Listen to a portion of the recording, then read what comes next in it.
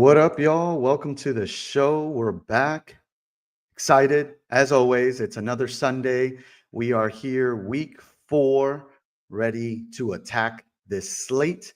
I have pulled up another DraftKings lineup set here. I'm going to get to a lot of your all's questions and answer some of them. Please make sure when writing in the chat to make sure and write if it's a PPR, half PPR, how many teams are in that league. So, for instance, 12-team league, PPR, and then your questions.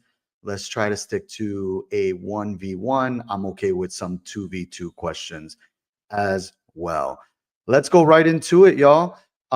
This slate should be quite interesting. Last week was a really good slate. We talked about how good and important it was to consider a player like Caleb Williams versus the Dallas Cowboys. We got to see a really good outing from him. We'll get right into that conversation. Caleb Williams scored 29.1 fantasy points, 4 touchdowns. He had, this game, the only thing that really didn't pan out well, if you were playing it, having CeeDee Lamb. CeeDee Lamb got hurt early in that game, really ended with 0 fantasy points, and now is out for a few weeks. So if you have him in home leagues, obviously, I really hope you guys were able to pick up someone or had someone stashed in your bench to help you for the next couple of weeks while he's out. But Caleb Williams, we'll get right into this topic here versus the Las Vegas Raiders. And he's a good play today, just as he was last week. And one of the reasons why we are seeing him at 5,800. So when you're scoring at this point right here, anywhere in the 20 plus area at under 6K for your DraftKings salary, that is huge. He did not end up being QB1 of the slate. It was Jalen Hurts, who had a big second half.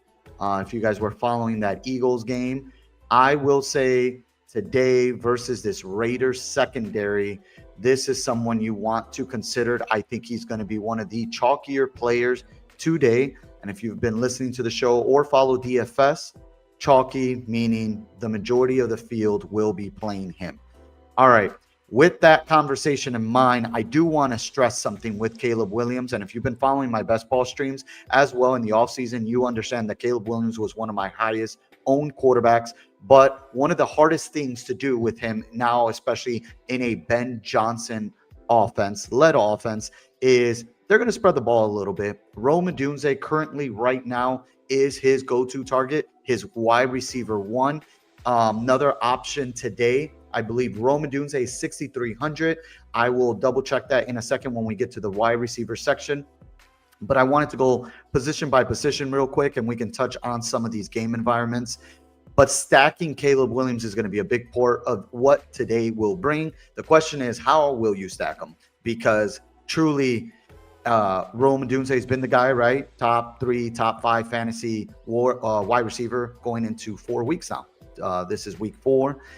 The other options are guys like DJ Moore, even Luther Burden, who got a little bit of a price bump. He was 4,200 last week, now 4,700 this week. Nobody will be playing him. I am intrigued by the play. I will be playing a few lineups today, and I am interested in Luther Burden. I think one of the things that you can attack when playing against the Las Vegas Raiders is attacking the explosive plays. And I think that right now we're seeing that from Ben Johnson as he's trying to deploy that right now with this offense. So you see DJ Moore, Rome Odunze, Luther Burden. I think the way to stack them today is probably double stacking him. I don't hate a DeAndre Swift pickup as well. I'm not totally in on that thought process yet. I've built a few lineups. I have maybe 1 or 2 to still work on. But Cole Kmet is also another intriguing option. I do not know his current price point. I will double check here for y'all. It is, let's see here, Kmet. I know he's at the bottom, but he scored 1 touchdown last week, so 3,000. Listen, Colston Loveland was just announced out. He was another player that played last week, but was also hurt early on to that game and was ruled out. 1 target, 1 reception, 1 touchdown. Obviously, is not something that stands out right away. But if you're looking at targets in the end zone when it comes to the Chicago Bears, end zone targets have gone to Rome Tunze, I believe it was 4. DJ Moore came in second, and third with that one uh, end zone target was Cole Kmet, meaning he's going to get the looks that we are hoping and expecting. So if you're looking at pay down at tight end, 3,000 is cheap. We're going to go right back to quarterback for a second. Wanted to make sure you knew that 3,000 is cheap. 2,500 is the minimum price for a tight end at DraftKings. We are going quarterback here again. So Caleb Williams is an option. On the opposite end, Geno Smith is 5,400. It seems tough to kind of throw that name in the mix right now, but if you're watching this Chicago Bears defense, it does not look good. It played well in the second half of that Dallas Cowboys game, but they are missing a lot of key components out of that defense. They do not have Jalen Johnson. Basically a lot of their good players. I mean, even TJ Edwards at linebacker won't be present. So Geno Smith becomes an intriguing option. The Bears also give up a lot of the explosive plays. So Trey Tucker had an outstanding week last week, 42 fantasy points. I think he led all wide receivers in fantasy points. Big breakout game for him. I don't know if we would say breakout, but a big spike week for sure out of Trey Tucker. I think Thornton at wide receiver, the rookie, is also another good option. But the guy I really am intrigued by is Jacoby Myers. Jacoby Myers may not have these elite traits to start the year, but I will say one thing about Jacoby Myers. He is really involved in that offense. This last game versus Washington, you don't see it based off the targets and the receptions he got. But if you look at the previous 2 weeks, 10, 12 targets, I think one important information to mention, Michael Mayer is out. And Michael Mayer being out has impacted because they do play a lot of 12 personnel in this offense. So that now takes away a player that they usually relied on the field. Now they're going to probably be playing a little more of the 11 personnel, having a few more wide receivers thrown out there. Jacoby Myers is their wide receiver 1. But obviously the focal point of that offense is Brock Bowers, which is a fantastic play today. I think some people are still a little cautious with him because of his previous injuries. I think that's the best time to jump on him, is when everyone thinks he's too hurt. And I'm going to tell you right now, I don't think the Bears really have anybody right now to stop a guy like Brock Bowers, especially given that one of our better linebackers is out for today. All right, that's enough for that Vegas and Chicago game. It's going to be one of the more popular ones. You just have to play that game and kind of keep an eye out on how you stack that game. One more name I'll mention out of that game is Ashton Genty. We have not seen that breakout game. I think that this week is the week we see a lot of rookie running backs. We see a lot of breakouts happening, and I'll start getting to some of those as we get to the running back position. So Ashton Genty is an intriguing play this week. I haven't planned to play him today as far as my stacking goes when playing into that game environment. Quarterback position, we're going to go right back to it. We have guys like Josh Allen up here at 7,700. Some people are going to be intrigued by that. I'm a little more leaning in on the James Cook play as far as DraftKings go. Obviously, if you're in home leagues, do not bench Josh Allen. Do not bench James Cook. Do not bench any of these top-tier players. When I do talk about fading players, we're talking about DraftKings currently as we speak. You have to take stands when building lineups unless you're MMEing and putting in 150 lineups. I'm not today. I'll be doing more of a single entry, 3 entry max, even 5 entry max kind of teams today. But yes, Josh Allen is a way to get different. I think that James Cook is going to be one of the more popular plays, a play that I really do like and will play today. But if you want to get a little bit different, Josh Allen would be the route to go. Most people are going to be going down here to the cheaper routes like the Caleb Williams of the world, the Daniel Jones, even the Drake May, who I'll touch on shortly. But Josh Allen is intriguing. The only difficulties with playing Josh Allen is knowing which counterpart you're going to play with him. Is it Keon Coleman? Is it Khalil Shakir? Is it Dalton Kincaid? That's where we're kind of left. But Josh Allen could be played alone if you wanted to. I wouldn't play him with James Cook just because I think that a lot of that is going to be script dependent. And they're playing one of the worst teams in the league in the New Orleans Saints. So my expectations are they're going to either be heavily concentrated on the run game or the passing game. New Orleans Saints on that bring back, I do like a player a lot out of that game. Might as well just mention him now. I was trying to do player position by position, but that's a little hard because we're already touching on these games. But that guy is Chris Olave. Olave is leading the league in targets. He has currently 37 targets. Second is Puka Nacua at 35 targets. He is currently 5,100.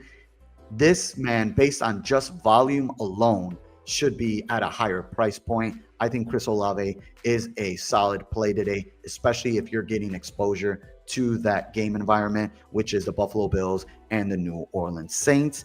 Look at this, 12 targets week 1, 10 targets week 2, 14 targets week 3, 10 receptions. Mind you, this is PPR that we're playing here on DraftKings, and that pays all of it that we need. This man catches a touchdown or catches for more yardage. Look at this. He's been under 60 yards. I expect that to change at some point, maybe even today, and maybe even a touchdown score. Who knows? We'll see that. But the best part about this game script, if you believe the Buffalo Bills will win this game, that team is going to be one of the more popular teams in Survivor Leagues. I will be playing the Buffalo Bills in my last standing Survivor League. I lost last week thanks to the Atlanta Falcons. We won't talk deep into that because I am so very frustrated how they lost to the Carolina Panthers. Chris Olave, great play today. Keep an eye out for that. Definitely someone I will be playing today.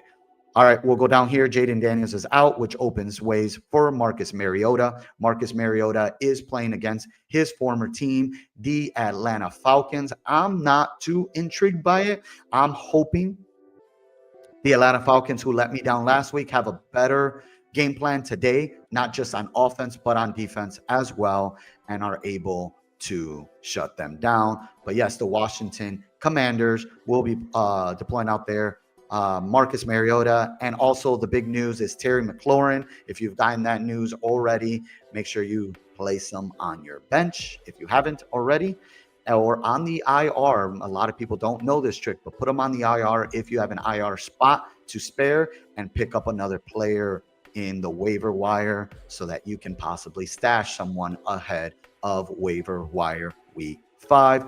Real quick, waiver wire week 5, I will be doing another video for that. Please keep an eye out for that. Make sure to like the video. If you haven't subscribed to the channel, please subscribe. And if you have any friends out there who do as well play fantasy football, please make sure to share that information along. I'll get that to y'all. I'll make sure to notify y'all in all the social media accounts. All right, next guy we're going to talk about, Brock Purdy, is back. He's 6,100. So we do not have Mac Jones, who has played pretty well the last couple of weeks.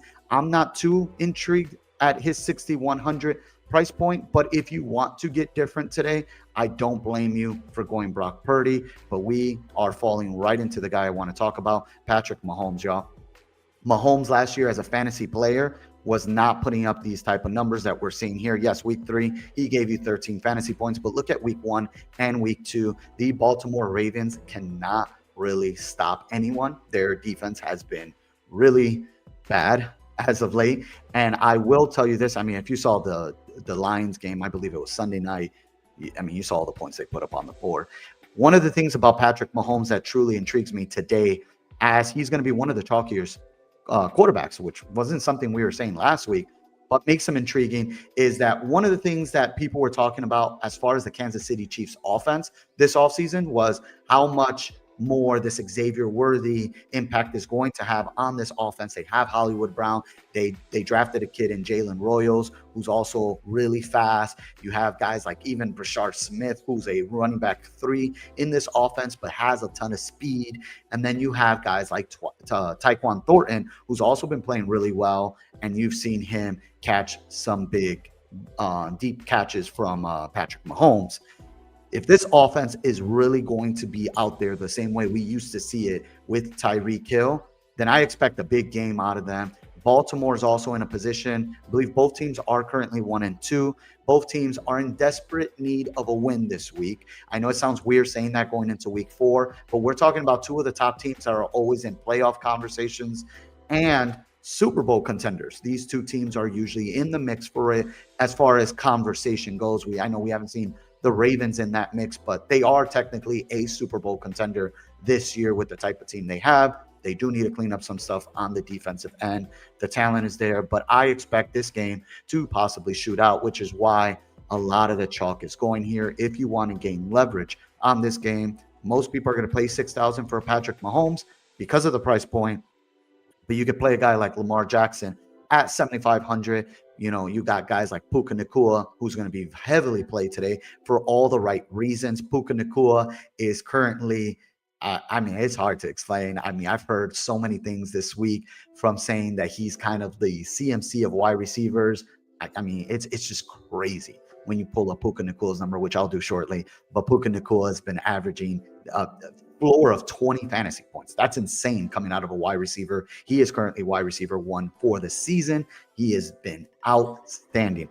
With that said, 78, I believe he's 7,800 at wide receiver. So most people are going to pay up at other positions, forgetting about the quarterback position because you can go cheaper. So if you're trying to gain leverage and planning a play in this game environment, which he is someone I am truly considering today, Lamar Jackson is kind of the guy you want to look at. If you want a counterpart to him, one of his passing mates for this stack, you can play Zay Flowers, who I think in that type of game environment, Zay Flowers really stands out as someone who's going to probably get a lot of volume. We just got news that Isaiah likely will be back. That's also great news for that offense. We're hoping and expecting that game to shoot out. All right, I mentioned Drake May. I'll touch on it real quickly. Drake May is facing the Carolina Panthers. That defense has not been able to really stop much in that passing in their secondary. So I expect Drake May to have a much better game today. The questions with Drake May really becomes, who are you going to pair him with? I think that becomes difficult, right? Is it Kayshon Boutte? Is it Hunter Henry again having a big week like he had last week? I think that the sneakiest play today, if you're looking at that game, again, I don't want to touch too much on this game. It's not one of the more exciting games, but I'm going to touch on him. And it is TreVeyon Henderson. I'm going to call it out. It's fine. I'm pretty sure you've heard people talk about him too, but some are scared about it. I think TreVeyon Henderson might finally have the game. If you really look at how this offense is really deployed with Josh McDaniels and even Matt Vrabel, as he's a defensive-minded coach, that's fine. But just as far as coaching comes along, these are nonsense guys. Like, these are the guys who are just not going to deal with the mess that they're dealing with. Ramondre Stevenson continues to fumble the football. We had even Antonio Gibson, who came in for a few snaps last week and also fumbled the football. I think TreVeyon Henderson is due. It's so hard to really say it's going to happen for sure today. But this is why we play daily fantasy. This is why we play fantasy football. We take shots, we take chances, and we try to make the most educated prediction. And in this case, I really do believe TreVeyon Henderson is going to probably be that guy today. Just look at this alone. 3 receptions, 3 targets.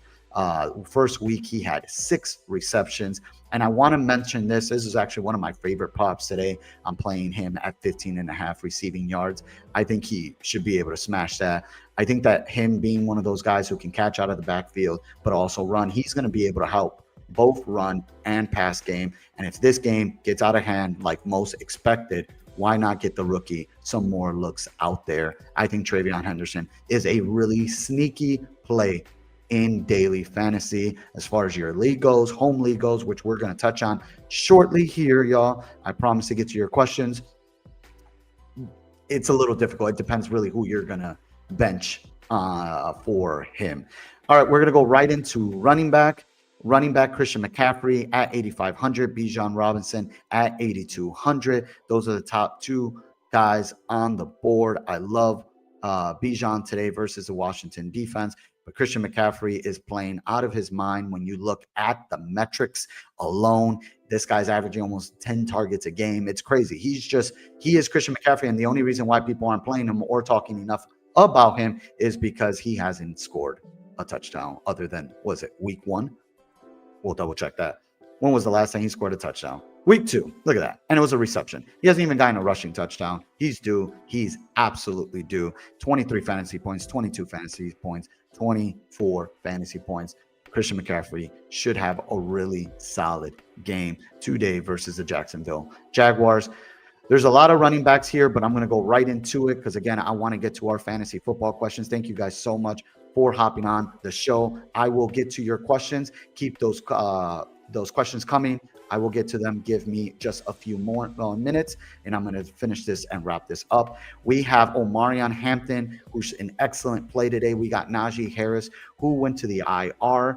Najee Harris was one of those guys who was going to challenge a little bit more of those snap shares opportunities as far as the running back position goes. One of the biggest things that we have been, kind of sidetracked a little bit with this offense, and we talk about Jim Harbaugh, we talk about Greg Roman. I have probably mentioned it every single week. We know them to be more of a run-first type of offense. Well, lately they've been passing the ball a lot more. I expect those things to start shifting, especially with how defenses have been coming out in the NFL last year, even this year. A lot of that two shell, that cover two, very leaned on taking away the explosive plays, but allowing running backs to kind of get their work. One of the things Omarion Hampton is really good about is that he can also catch out of the backfield, which makes him such a solid play. Look at that. Last week, 6 receptions, 459 yards, 7 targets. 5,900 is too cheap for the type of volume that we're expecting him to get. Unfortunately, I'm going to be playing against him in some of my leagues. Not excited about that, but I plan to play him today in daily fantasy to at least wash that away. So Omarion Hampton is probably a lock, almost damn near a lock for me today. I also love Cam Scatterbo at 5,500. We got the news Tyron Tracy is going to be out for a few games as well. Scatterbo was drafted. There was a lot. I mean, this guy had a colt, basically behind him coming out of the college football game. If you got to see him even before he became very popular, he was always a very good runner of the football for Arizona State. This is one player to keep a close eye on. Also, look at that. I know Russell Wilson was dink and dunking, but we have Jackson Dart's first game of the season. I expect him to also dink and dunk a little bit to Cam Scatterbo. Those are that. We mentioned Travion Henderson. You can kind of go a little further down, but a lot of it is going to be on the top part. If you're looking at this one specific game, I want to touch on, which is the Rams and the Colts, one of the highest total games of the slate. You're going to probably think Jonathan Taylor is going to be one of the more popular plays today, and yes, he will be due to his volume, his sheer volume. I mean, I'm just putting him up right now. Look at that, 35 fantasy points, 32 fantasy points, workhorse, little volume, cowbell volume. Like, he is getting it all. He's even getting some targets, which is some of the stuff that he did back in Wisconsin.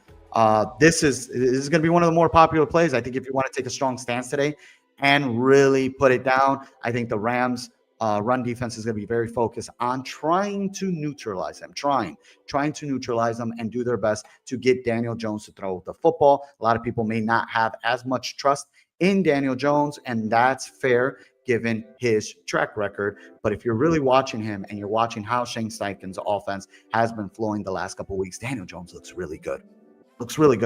I plan to play a little bit more on the leverage end of it, maybe one Jonathan Taylor lineup out of the multiple lineups that I'll be playing today.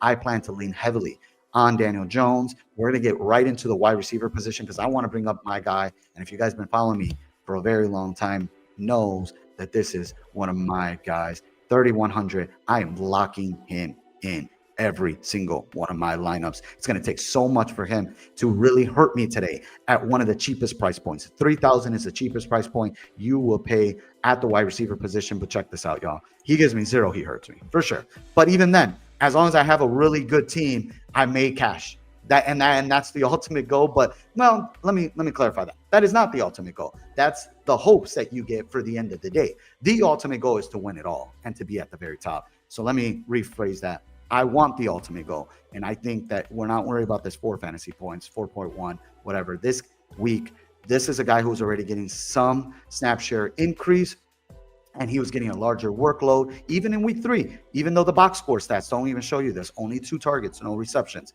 His increased workload is coming as far as volume and routes ran. Alec Pierce is out with a concussion. Alec Pierce was doing really well with Daniel Jones, which means Adonai Mitchell now steps in there. And I think, and I will still say this, I think he's the most talented wide receiver in that team. And I think that today he has an opportunity to shine. And I'm really, really hoping for it with all my best ball shares, prop opportunities that I have today as well. Adonai Mitchell, I'm locking him in at 3,100. I'll go real quickly here at the wide receiver position. Puka Nacua, enough said. Don't really need to get on that. You guys already know. I think Malik Neighbors is a great play today because even though he is with Jackson Dart, he's their offense. He's truly the focal point of the offense. It's not the run game. It's Malik Neighbors.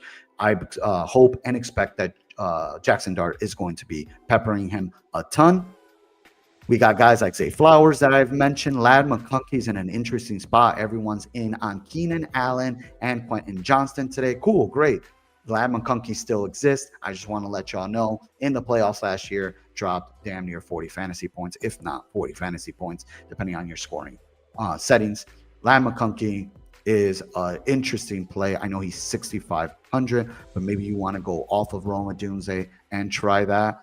Do like Rome. It really just depends on how your builds look. We have AJ Brown, who I expect this Philly Tampa Bay game to be more under the radar game.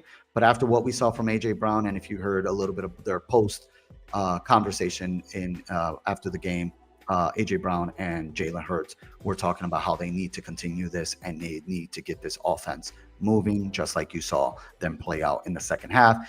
Deebo Samuel, I want to throw out there real quick. Deebo Samuel should have a better road today simply because Terry McLaurin is going to be out. As we got the news, Deebo Samuel is basically next man up. Noah Brown, I believe, is also out. On the opposite end, AJ Terrell, their number 1 corner for the Atlanta Falcons, is also out. I believe their offense is going to be very focused heavily on Deebo Samuel and Zach Ertz, who plays the tight end position. Chris Godwin's back. We'll see. I'm not a fan of that price point, but I'm excited to see how he looks. I expect him to play a lot today.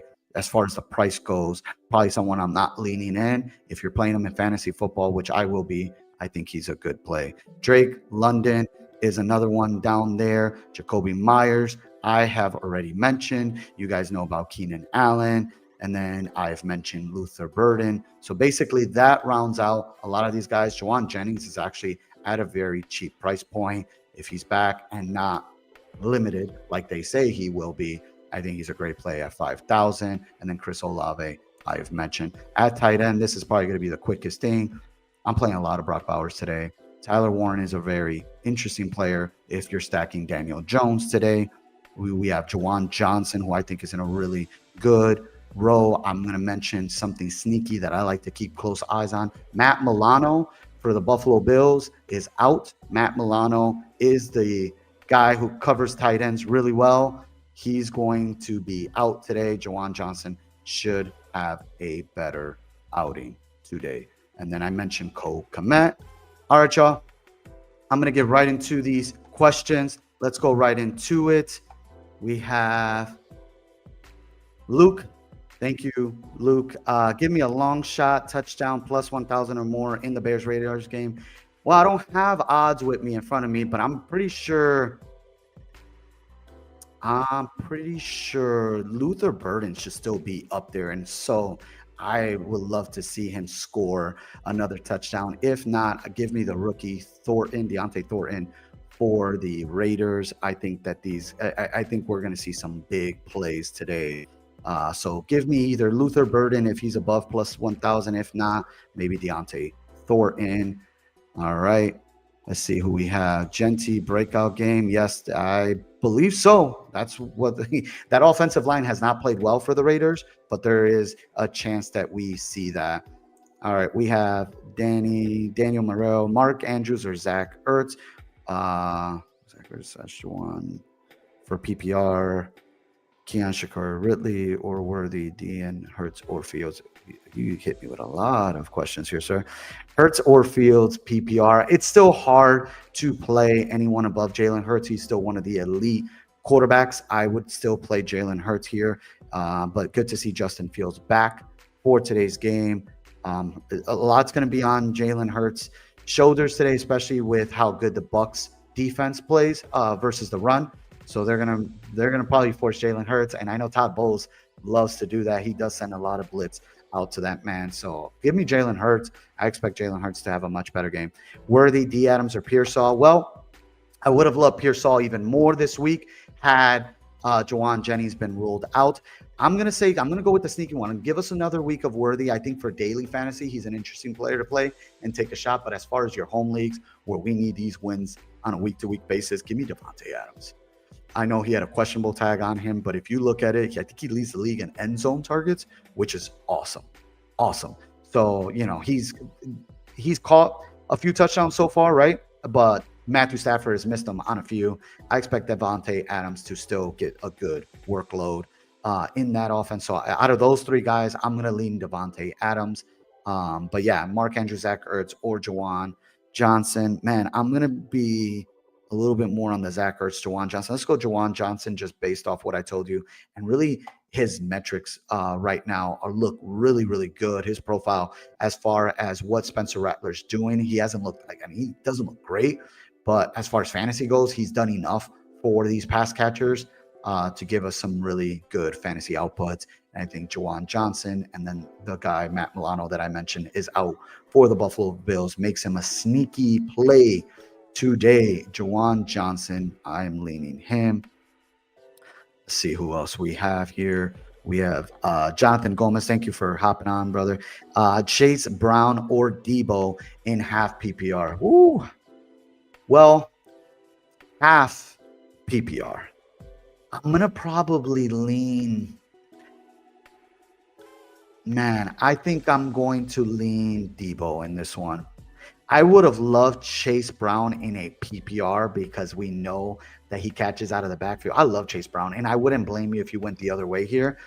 But just because of the opportunity that Debo is getting right now, and we know that he can also rush out of the backfield and do some sneaky stuff. I think if Washington stays in this game, it's going to be because he has a shot. So I lean slightly on Debo, but again, wouldn't blame you for choosing Chase Brown in half PPR. All right, Dan Mario had another question here. Do you think Devontae Smith last week was just a fluke game, or do you expect them to get more involved with the offense going forward? Same with Hurts, passing more, usually struggles against the Bucs. Yeah, he does, and that's kind of like what I was leaning in on. I think they're not going to allow Saquon Barkley to do anything today. He's going to still get his, obviously, as great as Saquon Barkley is, but I'm pretty sure the game plan with Todd Bowles, if you watch a lot of what Todd Bowles has done in the past versus this team, specifically the Eagles, he tries to find the weaknesses along the offensive line and tries to attack Jalen Hurts and pressures him more to throw the football. I think at the end of the day, it's going to lean in on Jalen Hurts. As far as Devontae Smith, man, he's so talented. A.J. Brown, Devontae Smith are arguably one of the two of the most talented receivers as far as a duo goes. I know we got Chase and T. Higgins, who I love more, and there's a few other that I haven't mentioned yet, but I think Devontae Smith and A.J. Brown are definitely top five as far as duo goes. Devontae's good, man. I mean, if we're expecting this game to pass out, to be a bit of a shootout, I think the Bucs are going to still put some numbers on the board. They're a very aggressive offense, which I like. I think that Devontae should still have a solid week this week, but I lean more on A.J. Brown having more of an effect today. That secondary for the Tampa Bay Buccaneers isn't as strong as in the past.